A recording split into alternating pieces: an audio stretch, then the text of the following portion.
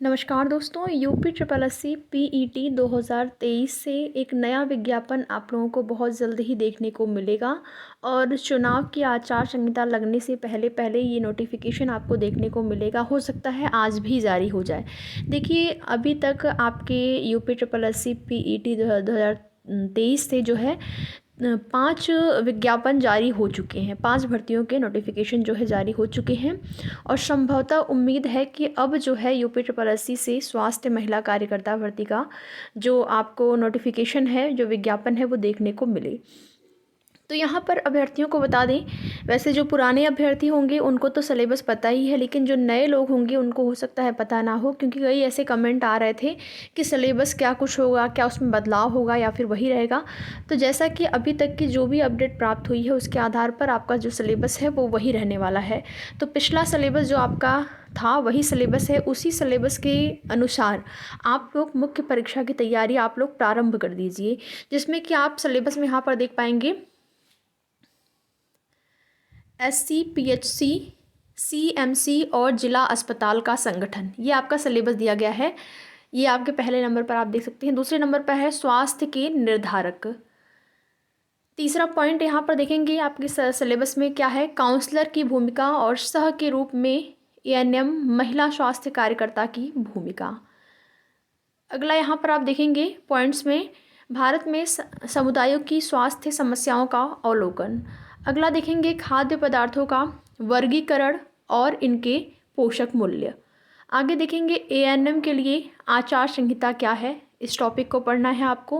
विभिन्न आयु वर्ग के लिए संतुलित आहार, अलग अलग आयु वर्ग जो है उसमें संतुलित आहार आपको पढ़ना है, क्या क्या दिया जाना चाहिए संतुलित आहार अलग अलग आयु वर्ग, यानी कि बाल्यावस्था, शैशवावस्था, किशोरावस्था, प्रौढ़ावस्था, वृद्धावस्था, तो सभी अवस्थाओं का संतुलित आहार आपको पढ़ना है। आगे आप यहाँ पर देख पाएंगे स्वास्थ्य और बीमारी में पोषण का महत्व।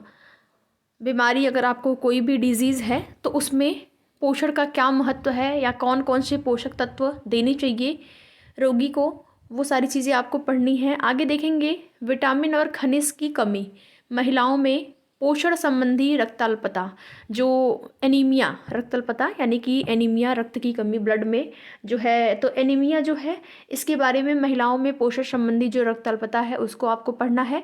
आगे आप यहाँ पर देखेंगे गर्भावस्था की असामान्यताएं, यानी कि गर्भावस्था में जो असामान्यताएं अलग होती हैं, असामान्यताएं अलग, यानी कि जो समस्याएं हैं एक तरीके से वो क्या हो सकती हैं गर्भावस्था में, वो आपको यहाँ पर पढ़ना है, अध्ययन करना है। आगे आप यहाँ पर देखेंगे ANM FHW की भूमिका, और आगे देखेंगे भूमिका और जिम्मेदारियां हो गया। अगला पॉइंट्स देखेंगे यहाँ पर शरीर की स्वच्छता कैसे होनी चाहिए, किस प्रकार से शरीर की स्वच्छता क्यों ज़रूरी है। अगला पॉइंट है संचारी रोगों का नियंत्रण और रोकथाम सामान्य उपाय।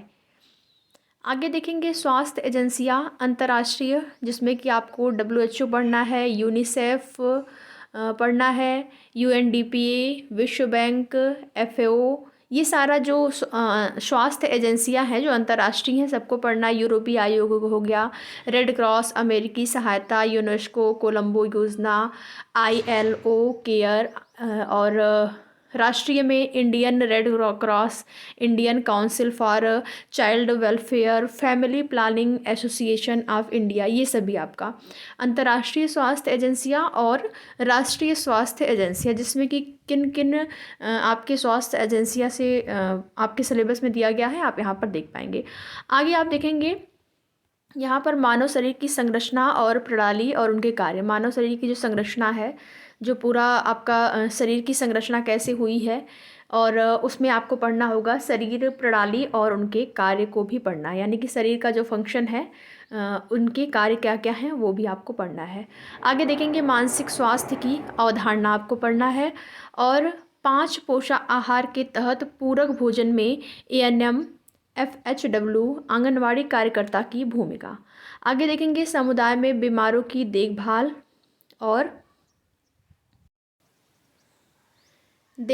इतिहास लेना, शारीरिक परीक्षण महत्वपूर्ण लक्षण। 19 नंबर का जो पॉइंट है उसमें आप देखेंगे यहाँ पर संचारी रोग निम्नलिखित के संकेत, लक्षण, देखभाल, रोकथाम। जो संचारी रोग हैं उसमें कौन कौन सा आप देख पाएंगे यहाँ पर डिप्थीरिया है, पर्टुसिस है, टिटनेस, पोलियो माइलाइटिस, खसरा, तपेदिक, चिकनपॉक्स, कंठमाला, रूबेला, आंतों का बुखार, hepatitis, rabies, malaria, dengue, filaria, कालाजार, ट्रैकोमा। ट्रैकोमा क्या है? नेत्र संबंधी समस्या है, वो है नेत्र संबंधी जो भी समस्याएं हैं, खुजली, एसिडिटी और HIV, एड्स, एंसेफ्लाइटिस, ये सारी जो कई बीमारियों के नाम यहाँ पर दिए गए। तीव्र श्वसन संक्रमण, अतिसार और संबंधित रोग, कृमि संक्रमण, कुष्ठ रोग, ये सभी बीमारियों का लक्षण क्या है, इसका रोकथाम क्या है, कैसे इनसे बचा जा सकता है, इनके लिए कौन सी वैक्सीन है, कि किस प्रकार से इस रोग से आप बच सकते हैं, ये सारी चीज़ों को आपको पढ़ना है अपने ANM सिलेबस के अंतर्गत। आगे देखेंगे दवाओं के रूपों का वर्गीकरण हो गया, जिसमें कि दुर्घटना, जो दुर्घटना हुई है उसका कारण, सावधानी, बचाव, कैसे उसका जो है आप करेंगे बचाव। और यहाँ पर आप देखेंगे अनन्य स्तनपान, भ्रूण और प्लेसेंटा, किशोरों के लिए यौन शिक्षा, सामान्य गर्भावस्था, गर्भावस्था के लक्षण, ये आपको पढ़ना है। आगे देखेंगे आप सभी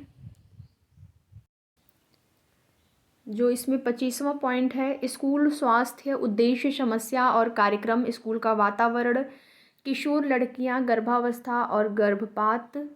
आगे देखेंगे मासिक धर्म और मासिक धर्म स्वच्छता, नवजात शिशु की देखभाल।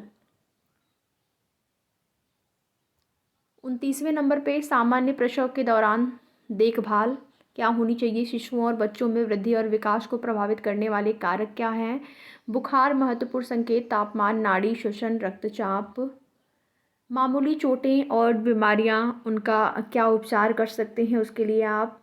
आगे देखेंगे घरेलू देखभाल, उपचार और आयुष के एकीकृत स्वीकृत अभ्यास, कट और घाव कहीं पर हो गया है। इसके बाद देखेंगे इसका प्रकार, सिद्धांत, प्राथमिक चिकित्सा और देखभाल, प्राथमिक चिकित्सा की आवश्यकता क्या होती है, और बच्चों का शारीरिक, मनोवैज्ञानिक और सामाजिक विकास, गर्भपात में गर्भपात का प्रकार, गर्भपात के कारण, और सामान्य गर्भावस्था, गर्भावस्था के लक्षण। ये सारे पॉइंट्स यानी कि ये आपका पूरा सिलेबस है और इसी सिलेबस के अंतर्गत ही प्रश्न आपके एग्ज़ाम में बनते हैं, क्योंकि पिछली बार ANM की जो परीक्षा हुई है उसमें आपका जो सिलेबस दिया गया था, जो सिलेबस जारी किया था आपके के आयोग की तरफ से, वही सिलेबस के अंतर्गत आपके प्रश्न पूछे गए। तो आप लोग इसी सिलेबस के अनुसार तैयारी करिए। बाकी उम्मीद है कि 1 नंबर वालों को भी मौका मिल सकता है। सीटों की संख्या को लेकर अभी पूरा चीज़ें 100% क्लियर नहीं हो पाई हैं, लेकिन 5000 के आसपास आपको पद देखने को मिल सकते हैं। बहुत लोग ये भी बता रहे हैं कि 10,000 पद देखने को मिलेंगे। देखिए इसकी संभावना हमें बहुत कम लग रही है। हमें जहाँ तक जानकारी प्राप्त हुई है लगभग यहाँ पर 5000 के आसपास पद आपको देखने को मिलेंगे और बहुत जल्द ही ये नोटिफिकेशन भी आपको देखने को मिलने जा रहा है। तो वीडियो में लास्ट तक बने रहने के लिए आप सभी का बहुत बहुत धन्यवाद। वीडियो पसंद आए तो लाइक शेयर करके, चैनल पर नए हैं चैनल को सब्सक्राइब भी ज़रूर करें